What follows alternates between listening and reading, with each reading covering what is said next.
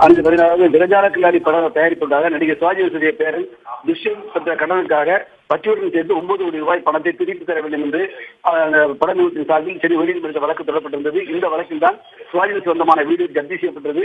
இந்நிலையில் அந்த அன்னை இல்லம் தனக்கு சொந்தமானது இல்லை என்றும் வீட்டை ஜப்தி செய்ய பிறப்பித்த உத்தரவை நீக்க கோரி நடிகர் பிரபு சென்னை உயர்நீதிமன்றம் மனு தாக்கல் செய்திருந்தார்.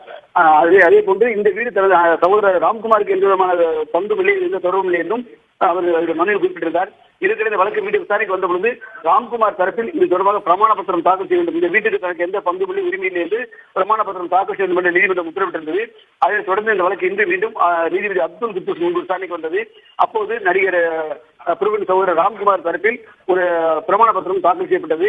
அதாவது அன்னை இல்லத்தை பொறுத்தவரை தனது சகோதரர் பிரபுவுக்கு மட்டுமே சொந்தமாக என்றும் இது தொடர்பாக தனது தந்தை சிவாஜி உயிரிழத்து வைத்துள்ளதாகவும் எனவே தனது வீட்டுக்கும் தனக்கு எந்த பங்கும் இல்லை, எந்த உரிமையும் இல்லை என்று ராம்குமார் தரப்பில் பிரமாண பத்திரம் தாக்கல் செய்தார்கள். இதனையடுத்து நடிகர் பிரபு மற்றும் தனபாக்கியம் என்டர்பிரைசஸ் தரப்பில் வாதங்கள் முன்வைக்கப்பட்டன.